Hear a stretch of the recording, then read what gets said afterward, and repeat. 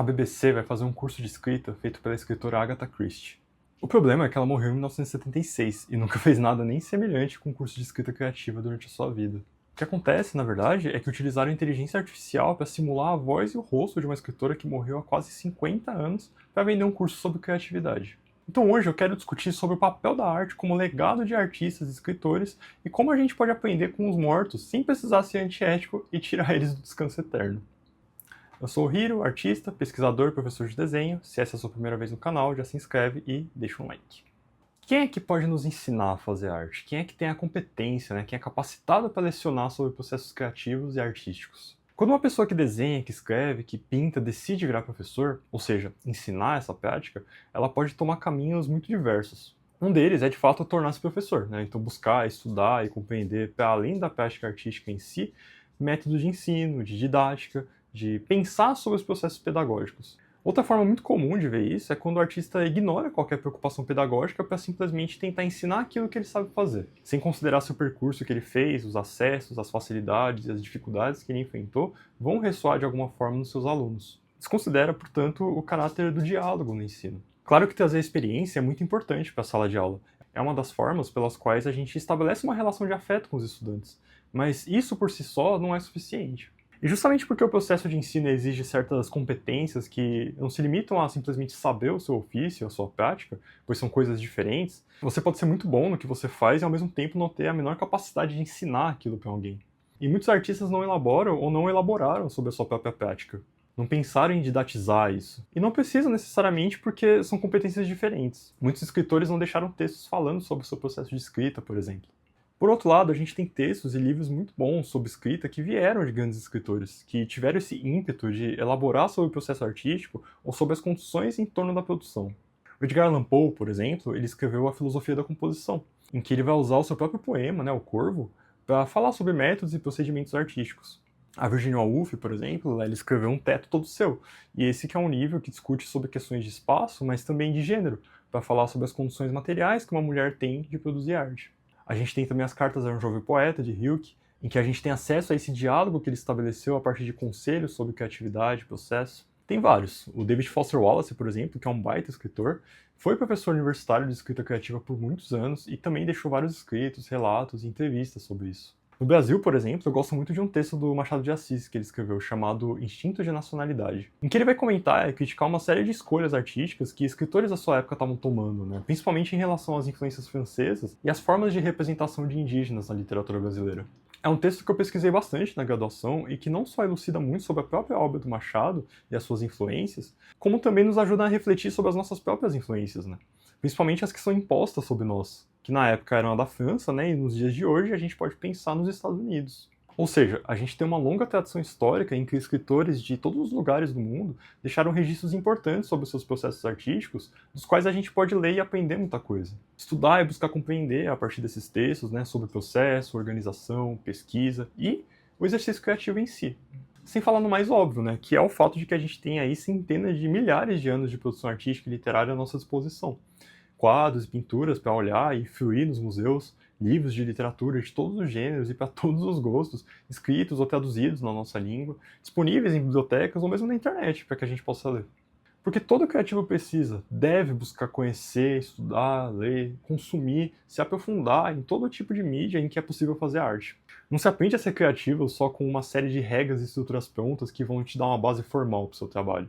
A obra de arte ela consiste também num processo mais subjetivo, que parte do nosso acúmulo de experiências. E não que esses processos tenham que ter uma utilidade ou uma função, né? Mas esse consumo inevitavelmente enriquece o nosso repertório artístico e cultural, nosso vocabulário, né? Ele desenvolve a nossa capacidade de estruturar ideias, de se deixar influenciar e se apropriar de determinados estilos, de linguagens e escolhas artísticas. Então, quando a gente pensa num curso de escrita criativa, a gente pensa em algo que parta de um escritor que se preocupa com o ofício da escrita e procura de alguma forma escrever sobre isso, né? Didatizar algumas questões, ou pelo menos um estudioso ou pesquisador da área, que tenha se debruçado sobre escrita criativa, né? Sobre processos de outros escritores e que transforma isso num curso. E isso é completamente válido, é algo que eu já fiz, eu gosto, mas que é preciso ter essas coisas em mente para a gente pensar essa outra questão que eu mencionei no início do vídeo. Porque o que está rolando agora é a venda de um curso de escrita que leva à autoria da Agatha Christie. Um curso que foi lançado esse ano, quase 50 anos depois da morte da escritora, e que, segundo a BBC, teve o consentimento dos herdeiros da escritora. Teve a participação de vários pesquisadores da obra da Agatha Christie para a elaboração desse programa. E eu nem vou entrar no mérito da família ter permitido isso, porque feliz mesmo foi o Machado de Assis. E como ele mesmo bem escreveu lá no Brás Cubas, né, ele não transmitiu a nenhuma criatura o legado da nossa miséria. Mas, se você tem, então, profissionais, professores e pesquisadores de Agatha Christie por trás da elaboração do programa, por que você precisaria se prestar a utilizar a inteligência artificial para colocar o rosto de uma pessoa que já morreu para vender um curso? Qual o papel que a IA cumpre nesse processo que contribui efetivamente com o aprendizado das pessoas que vão comprar, que vão consumir esse produto? Porque se a gente pegar o grosso do material, é um trabalho que foi supostamente elaborado por pesquisadores que poderiam supostamente te ensinar sobre o processo de escrita criativa a partir da obra da Agatha Christie. A minha hipótese é que se tem criado em torno da inteligência artificial generativa, ou seja, essa IA que se ocupa de solucionar problemas criativos relacionados à produção de imagens, uma falsa percepção de que a tecnologia tem de fato benefícios na construção desses projetos. Então, a partir do momento em que você cria um produto como esse, se tenta passar a ideia de que esse avanço tecnológico está te propiciando algo inédito, algo que não poderia existir se essa tecnologia não tivesse à nossa disposição. E que, portanto, esse curso tem mais benefícios do que teria se fosse um curso comum de escrita criativa. E só um parêntese, né, para não deixar de mencionar o óbvio, tem também o fator comercial, que é atribuir a autoria a uma escritora consagrada como forma de conferir autoridade a um projeto que, de outra forma, provavelmente não venderia da mesma maneira. Até porque a gente sabe que hoje os cursos que vendem mais não são necessariamente os que têm maior qualidade acadêmica, né, científica ou pedagógica, mas aquele que tem mais dinheiro para investir na melhor propaganda. Com a falta da regulamentação da internet e das inteligências artificiais, essas são algumas das implicações que a gente acaba tendo disso. Soluções de venda extremamente antiéticas e que desrespeitam a memória das pessoas que já não estão mais entre nós, só para vender algo que, desde a sua concepção, é extremamente duvidoso, porque se constrói essa ideia de que o consumo de um produto gerado pela IA é o que possibilita o seu acesso àquela escritora, sendo que a forma convencional e muito superior está aí à nossa disposição há muito tempo, que é a sua vasta obra literária com dezenas de romances que deixaram para a gente um legado importantíssimo na literatura ocidental. Então, quando a gente pensa em se aprofundar, em estudar processos criativos, a gente precisa tomar bastante cuidado para não cair numa propaganda que está tentando te vender uma coisa que não só é muito duvidosa, como também é desrespeitosa e antiética.